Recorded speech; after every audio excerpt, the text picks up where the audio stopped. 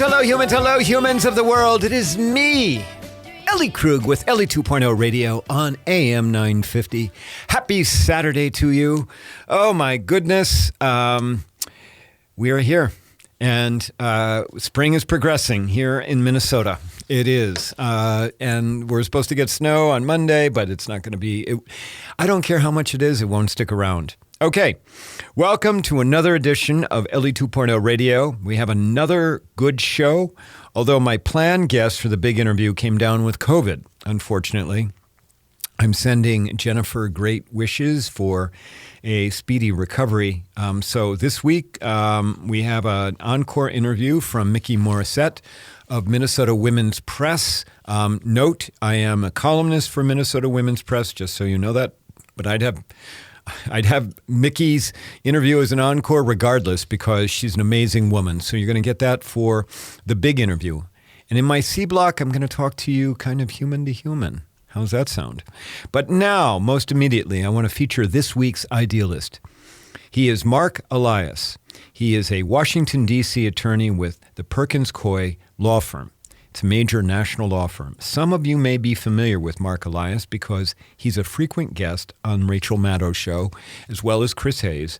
He's that no-nonsense looking guy, kind of usually looking a little dreary, wearing jeans and a sweater vest. That's the guy, okay? And if you look behind him when he's speaking, he's got like a old-fashioned couch there and pillows with dogs on them. This is that guy, okay? He's very nondescript. And Rachel Maddow likes to have him on the show to talk about election suppression issues. Now, before the inaugural, she was talking to him about what was going on with all of the efforts by to support the big lie and all of the litigation that Rudy Giuliani and others got into. I'll get into that in a second. And indeed, what really makes Marc Elias an idealist, okay, is that he has a blog, a website that he's created named Democracy Docket. And that website lists all the ways that he and his team and others are fighting numerous battles in numerous states to ensure that as many people as possible have the ability to vote. I'll come back to that in a second. Now, I need to give some attribution here because some of what I'm reporting here is from a February 1, 2021 American Lawyer article by Dan Rowe.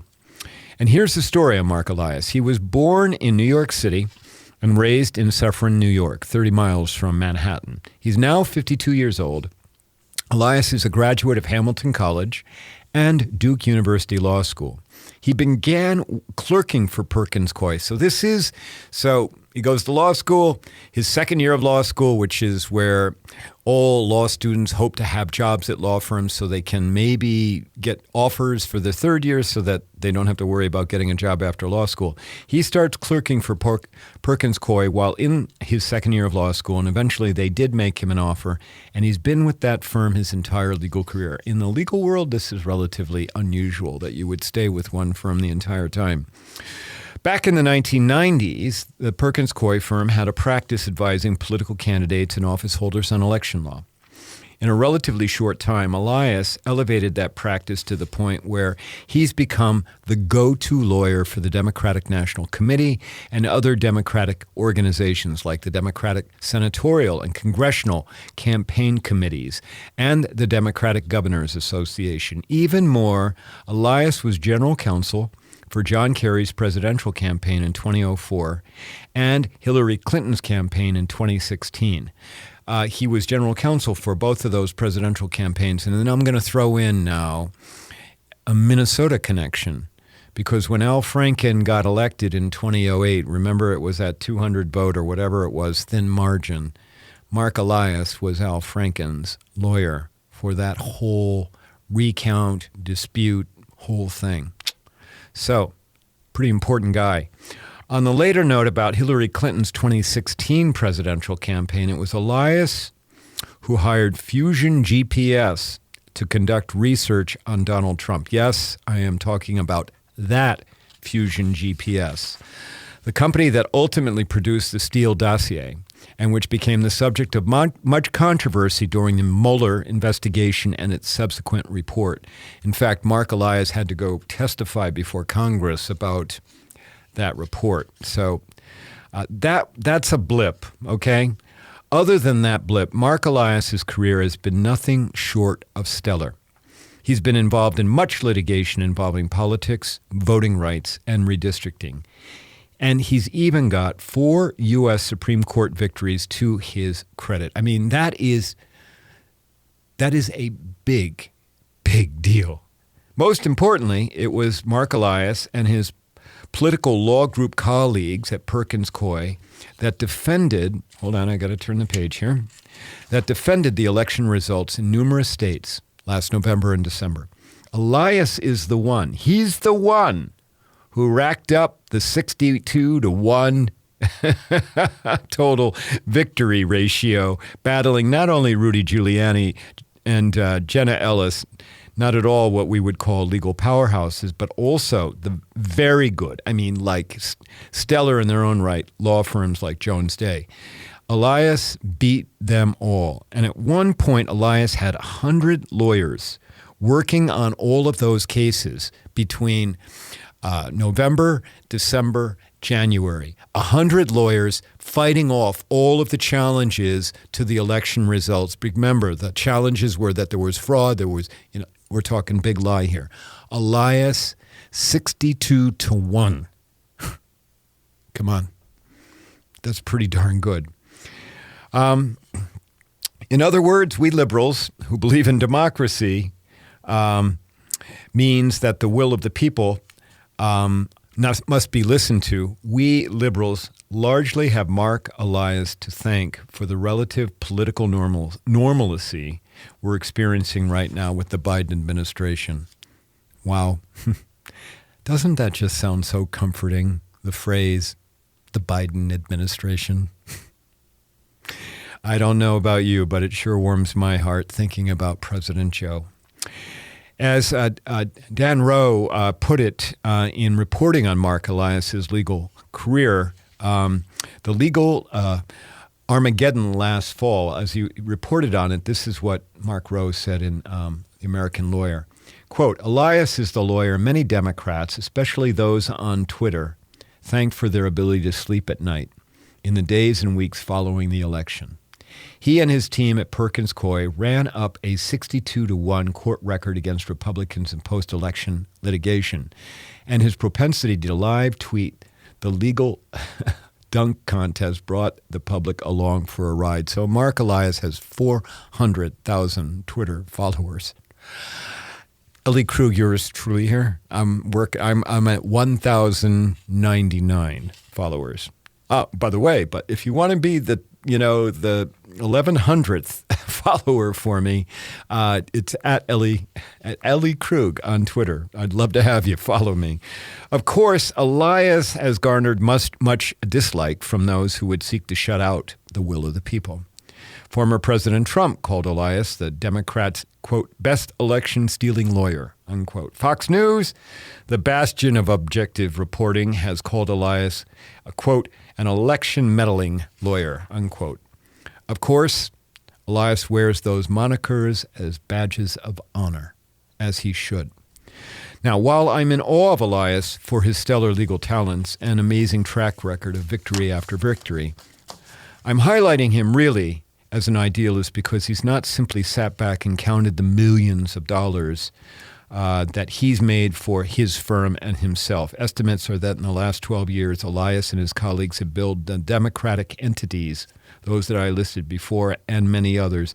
They've billed more than $150 million in 12 years. That's a lot of legal dollars to collect. No, Elias has not sat back on that. And instead, he's gone on to create Democracy Docket, which tracks efforts to suppress voting across the country.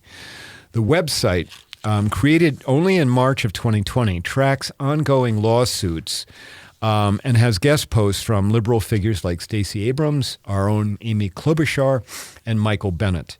The goal of Democracy Docket is to explain to everyday people the challenges facing our democracy around voter access and suppression. Additionally, Democracy Docket explains the status of ongoing lawsuits, like the one currently pending that the NAACP out of Michigan brought against Donald Trump for violating the Voting Rights Act by claiming that voting in Detroit, heavily populated by black voters, is a scam. Elias and Democracy Docket are committed to upholding the peaceful transition of power. As he said, here's what he said, quote, "When you say that a large percentage of Americans don't believe that the election was fair, what you're really saying is that the norms around the peaceful transition of power broke down." He goes on to say, quote, "So democracy reform has to take into account not just the rules for how people vote or how we draw congressional districts, something that I'll be focused on for the next year or two, but democracy reform also has to focus on how we create incentives for political actors to behave in a way that gives people confidence in their democratic institutions and, most fundamentally, their electoral institutions." Elias and Democracy Docket are committed to upholding, as I said, the peaceful transition of power. But as importantly, Elias is also advocating that lawyers be held to higher standards to protect democracy. So while an attorney, of course, must represent her client zealously, she shouldn't have license to do that in a way that undermines the peaceful transfer of power. That's where we're at now, because the big lie, the essence of America's democracy, the peaceful transfer of power from one president to another, is gravely threatened. Our idealist, Marc Elias, is hard at work ensuring that we never again face an insurrection or a question about the legitimacy of a presidential election. Check out Democracy Docket. All you have to do is Google it. And like me, sign up for its newsletter. All right, next is an encore edition of my May 2020 interview of Mikki Morrissette, editor of Minnesota Women's Press. I think you will enjoy it. And Mikki is just quite the figure, that is for sure. She is quite the idealist as well. When we come back, you'll get that, and then I'll catch up with you on the C Block. Thanks.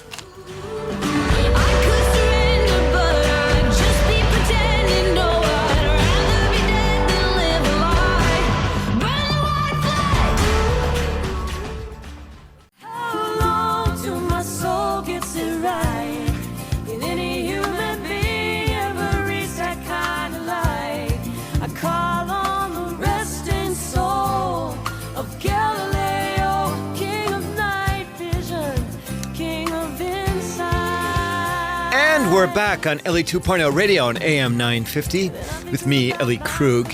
So, Eloise Cobell, please read up on her rock star, somebody taking on the government. I mean, can't ask for a better idealist than that. But I can, because I have another idealist with me on the line right now for the big interview. I am thrilled to welcome Mikki Morrissette from Minnesota Women's Press. She is the publisher, the owner of the magazine. Mikki, welcome to Ellie 2.0 Radio. Thank you, Ellie. I'm glad to be on with you. Oh, I'm thrilled to have you here. But we need to say right at the beginning, just so everyone knows, you and I actually have a relationship, not romantic, of course, but I am a contributor to Minnesota Women's Press. I've done that several times. So just so everybody knows that, although, I want to have you on this show not because of that. I want to have you on the show because of the magazine and the work that you're doing. So let me just give everybody quickly a background. Mikki Morrissette has decades of communications experience, including as an editor at the New York Times, New Media, and Time Inc., and you are the author of a book, Choosing Single Motherhood, The Thinking Woman's Guide. And as a result of your book, popular culture came up with the phrase choice moms. It's a phrase that you interjected into our culture. You became the single mom of two children, Sophia, who's now nearly 21, and Dylan, who's 16, who I assume is home with you, trying to figure out about how to get along with mom so well. You became the publisher and the editor of Minnesota Women's Press in December of 2017. And this is partly really what we want to make sure everyone listening now understands. that Minnesota Women's Press has shared the voice and vision of women since 1985, making it the longest continuously produced feminist monthly publication in the country. I just love that, and I love being a part of that. Mikki, welcome, Mikki. So, Thank you. All right. So you have this very, very rich history, which included in part living in New York City, right? Yes. Yep. 18 years I was there. Okay. And then you come back to Minnesota and you do a number of things. But why in the world did you buy Minnesota Women's Press in late 2017? I had friends ask me that. I was in my 50s. They thought I should be preparing for retirement. But as you know, there's been the founders started it in 1985, ran it for many years. Then the subsequent owners ran it for more than 20 years. And I had been working for them as a freelance writer almost since the day I returned from New York City. And not only did I want to still be involved with Women's Press for all of those years, because pay is not great, but the women I was connected with in the storytelling were fantastic. So I was very proud of it, as you've expressed as well. It's got a fabulous mission of sharing the voice and vision of women, which tends to be overlooked still. The other reason I really wanted to step in is because 2017, when the owners were stepping away, was certainly not the time to let a feminist publication die. Right. So I stepped in, even though I love the flexibility of being a freelance writer as I had been. I stepped in to buy a business, which was not my cup of tea. I'm a content person, but it's been wonderful, and I have a great team. Well, you surrounded yourself with some very good people as advisors, and you've got I know you have a kitchen cabinet, and and so tell us the magazine has changed quite dramatically since you came and took the helm. Tell us about your vision for the magazine. And we will talk challenges that you now have that no one could have expected. So, but what were your visions and where were you headed before 2020? Well, as a longtime journalist and storyteller, and as somebody who, after I wrote my book, Choosing Single Motherhood, I developed a website for it, which I loved having that kind of platform, and I developed other websites. So I'm very much a fan of the digital media opportunities. And the one thing the magazines, since it had been rooted in the 1980s, did not have was as much of a strong digital presence. So I wanted to be able to turn things into a better platform for storytelling using audio and video, which we were just, that's kind of what 2020 is about. What we started with is really, in the first year, it was really about diversifying the storytelling. I really needed to develop networks to connect with people like yourself and a variety of other people who have their own stories to share. They don't need reporters to interpret them. Our strength is first-person storytelling, which enables people to really use their own voice to share perspectives and points of view about things that we really need to be talking about as a society. To showcase that diversity, the first person I brought on the team was Sarah Whiting, who is a photographer and had been also as long as I had been for Minnesota Women's Press. So we started showcasing cover photography of some of our subjects in the magazine. That has also appealed to a lot of newsstand pickup. And it's also been able to showcase, we didn't actually even have everybody on our cover for the first couple of years was somebody from a different ethnicity than wonderful. The Wonderful. white covers. So yeah, yep, wonderful. So we've been doing that, and then we finally, last year was the year we focused on working with a team to create a stronger website platform. And then and we also started doing events. Another thing I wanted to be able to do is have people in conversation together. That's very important. So we started doing that as well. So this was the year for creating, to go more statewide in personal conversations with people around the state to create. Right. Well, okay, but so. A couple surprised me that in your 50s you took on a business because you are an idealist. You are trying to world think of the book, and you bucking societal trends about single motherhood is still a challenge for people.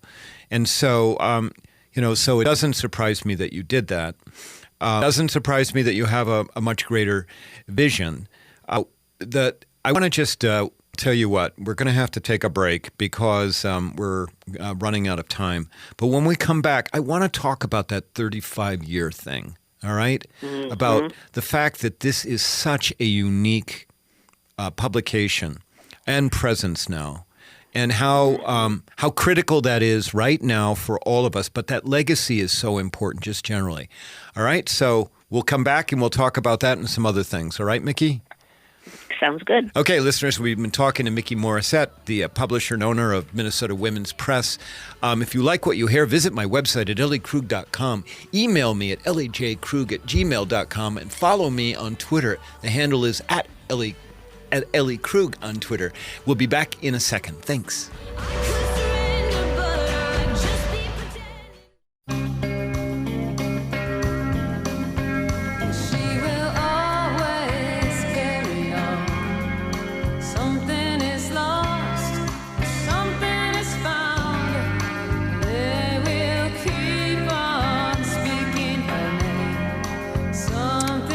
And we're back on AM 950, Ellie 2.0 radio. I'm sorry, I was seat dancing to The Pretenders, and I kind of got carried away because Hymn to Her is actually my favorite song. Sorry about that, everyone. Okay, we've been interviewing Mikki Morrissette from Minnesota Women's Press. Mikki, I told you before we started you didn't know what you're going to get with Ellie Krug when you have her interviewing you. All right, well, listen, before we did our break, okay, I said I wanted to talk about the fact that Minnesota Women's Press has been publishing for 35 years, the longest feminist-owned, feminist-oriented magazine in the country. That is, I think, something, first of all, not most people know, certainly not most Minnesotans. And secondly, talk to me about that legacy. What pressures do you feel, but also what pride do you feel about having 35 years of something that you are now overseeing?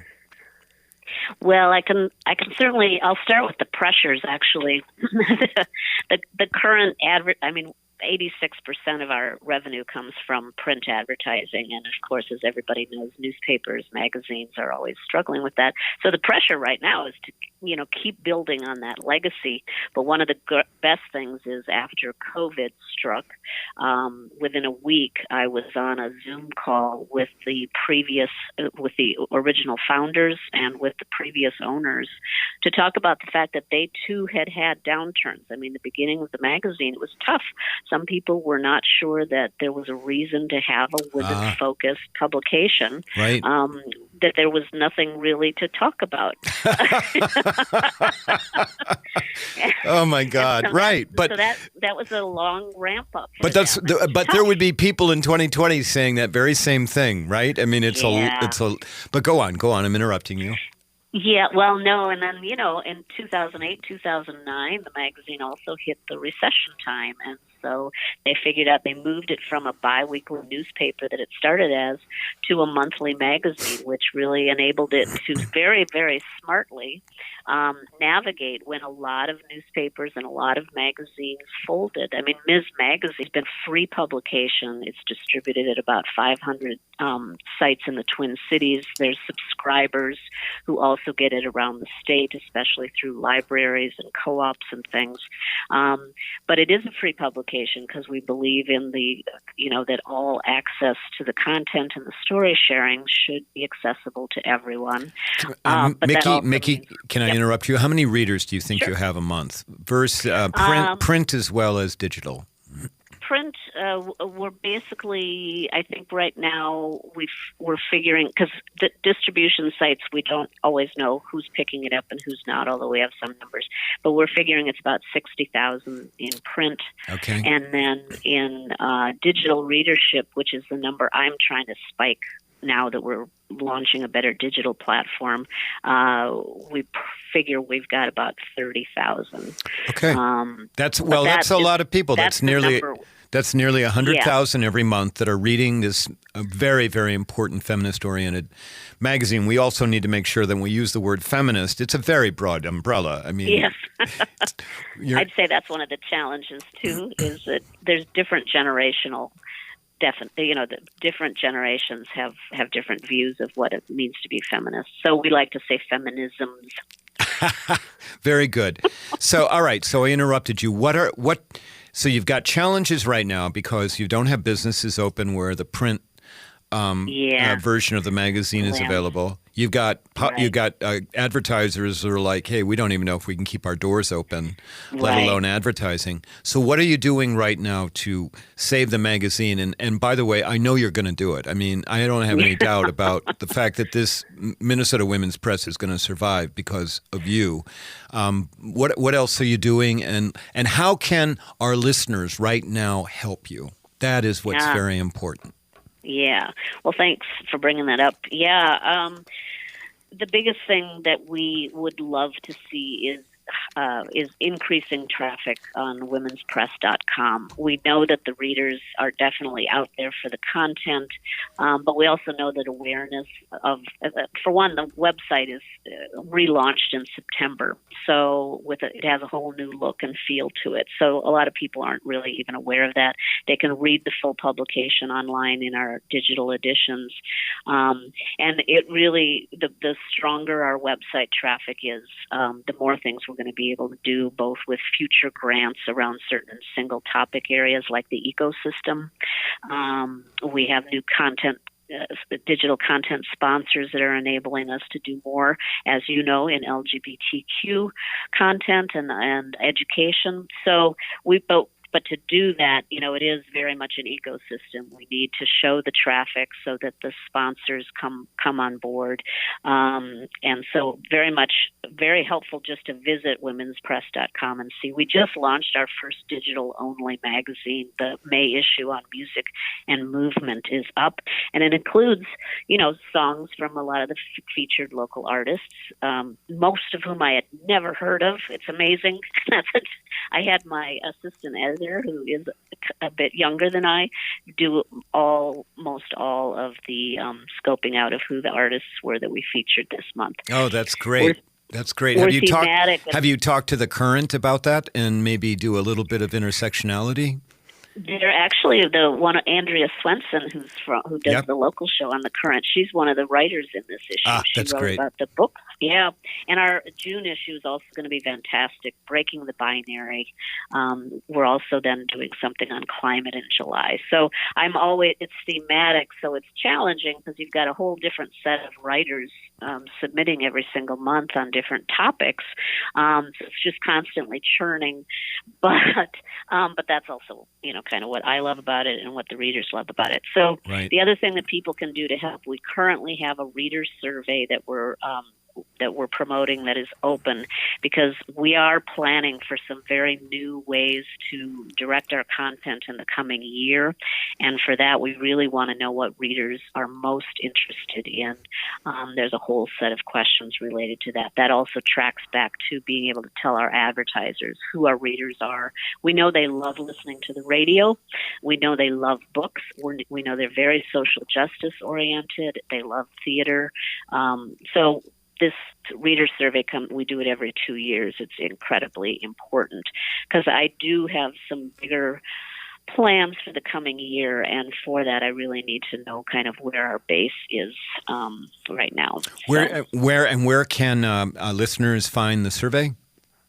We have a promo on our womenspress.com. We also have our Facebook page, which it shows up on. We promote it there.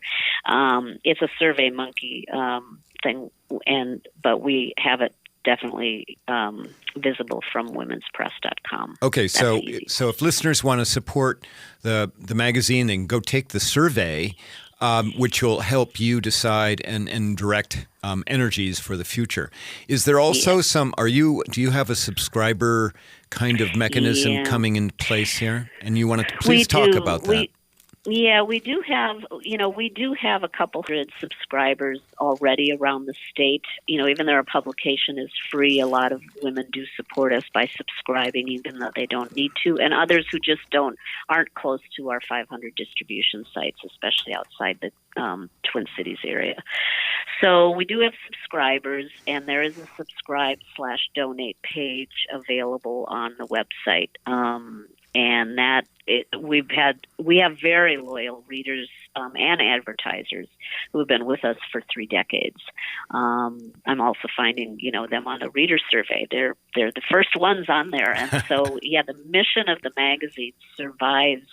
And that's why I think they've been able to weather as many cycles as they have, and that's why it will be able to survive what we're in right now. Even though, advertising is not strong, but again, that ecosystem is based on the fact that we support local small businesses, and that's and that's what we're here to do when more of them are able to open their doors again. All right. Well. So, Mikki, again, I have no doubt that the magazine is going to weather everything, and with your great leadership. Now, here's the question for you.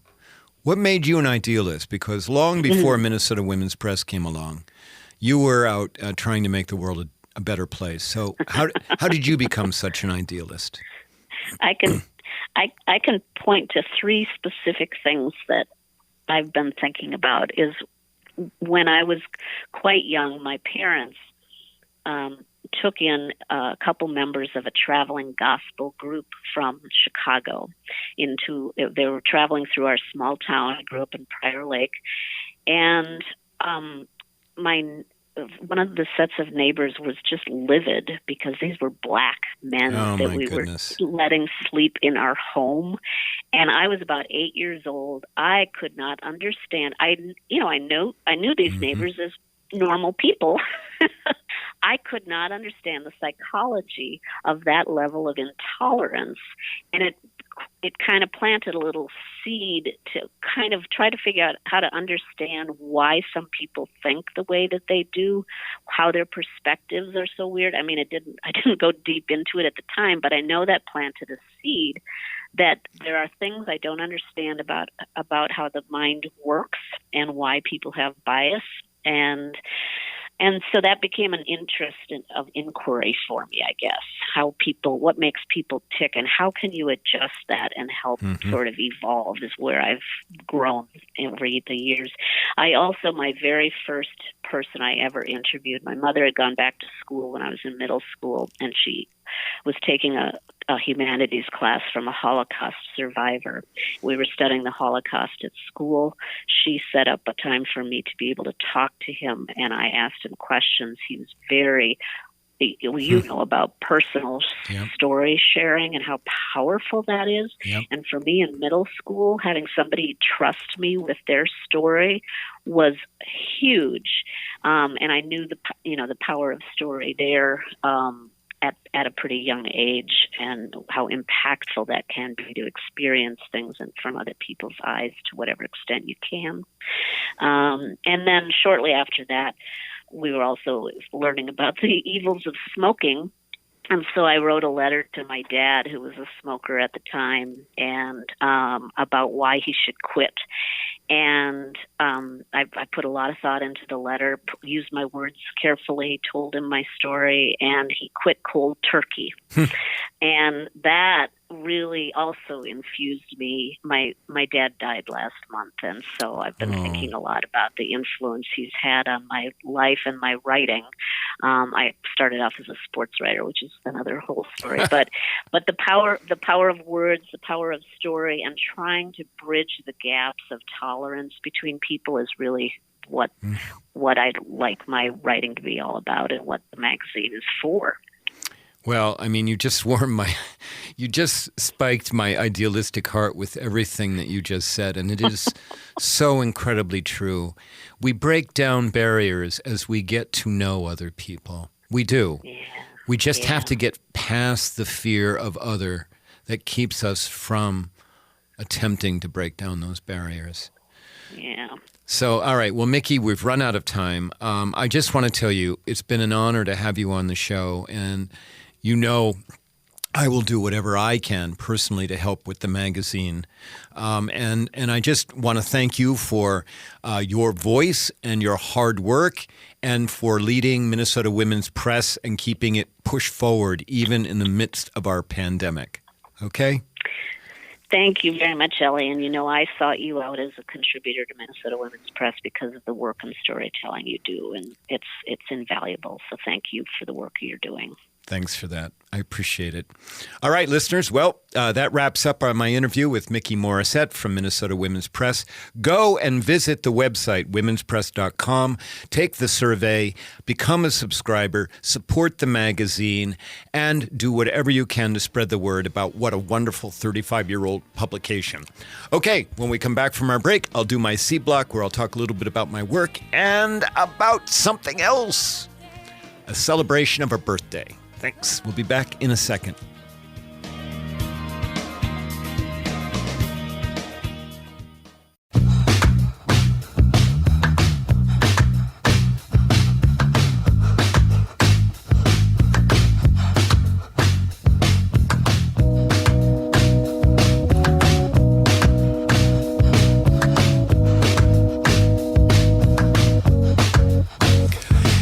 And we're back on Ellie 2.0 radio on AM 950. Mikki Morrissette, wonderful. Her publication, Minnesota Women's Press, also wonderful. Please pick it up, subscribe to it, support it, okay? Because small publications like Mikki's are at risk. And so she can use all the support that she can get. So there you go. All right, we're in my C block now where I talk about my work as an idealist, trying to make the world a better place. But rather than completely talk about me for the next few minutes, let me start out by asking about you. How are you doing? Yes, my dear listener, on this second weekend in March 2021, how are you doing? Has life gotten any easier? Do you have more hope now than you did 2 months ago? I ask in part because last night I listened to President Joe. Gosh, I so love being able to say that. I listened to President Joe as he marked the 1-year anniversary of the pandemic. And today actually marks this day, the 12th is the day I'm taping this, okay? The 12th marks the last time I ever stood in front of an audience of humans in an actual room or physical setting doing my work as a trainer and speaker. Last time. It seems like a decade ago. Boy, I miss that. Now, don't fret. I mean, I've done more than 100 online trainings since then to relatively good reviews and acclaim. So, but last night, President Joe did something fairly incredible. He said that he needed us. Do you remember that? He said that he needed you, that he needed me, that he needed all of us to do our part to mask up and to get vaccinated. And that on the horizon, very soon, we'll be able to gather again, be able to hug, be able to be with each other. But the idea that our president would say that he needed us versus I alone can do it. What a contrast. And in telling us that he needs us, President Joe also let us know that we matter to him. What a concept that our president of all the people, okay, he's a president of all the people, would say that we matter to him. And so I'll repeat, How are you doing, my dear friends in Radio Land and the blogosphere? I urge you to take care of yourself, to give yourself a break. I always urge people to simply ask themselves one question every day. You know what that question is? If you've been listening to the show, I'm sure I've spoken about this before, but here you go. The question to ask yourself every day is this: am I doing my best under current circumstances? You always got to throw the current circumstances in. You got to always do that because circumstances are always changing. Sometimes they're changing between the morning and the early afternoon. Those circumstances are changing. So you've got to always measure, am I doing my best under the present situation I find myself?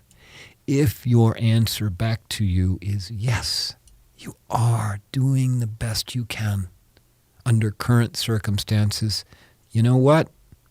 That is absolutely good enough. It is. You do not need to be perfect. You don't. You do not need to do everything. You don't.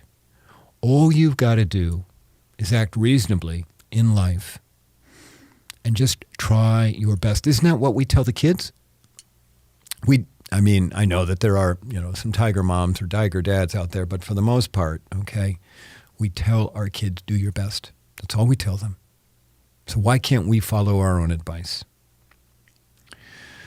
And if you're not doing your best, okay, work on what's keeping you from doing that, okay? But continue, even if you're not doing your best, give yourself strong doses of self-compassion in the process of trying to do your best. As for me, I'm all right. I've been able to start riding my bike again. I just can't tell you how great that is. And the other night, I came across a wonderful sunset. Just glorious.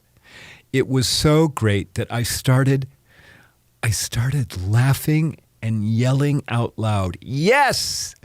Yes! It was this glorious orange, yellow glow going down the horizon. And the clouds around were luminescent. It was unbelievable. So, I'm all right. Finally, if you are feeling better than 2 months ago, please consider that you might be feeling hope again. Hope that finally we may soon be past the isolation and the pain. That is coming. We can see it. It's off in the distance. We're not there yet, but we can see it. Okay, I need to give a big thanks to my producer, Brett Johnson. Brett, you always make me look good.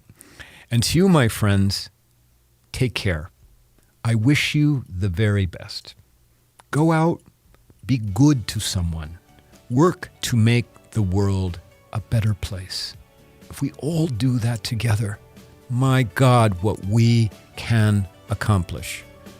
Okay, that's your friendly idealist, Ellie Krug, signing off. I'll see you next week. Thanks.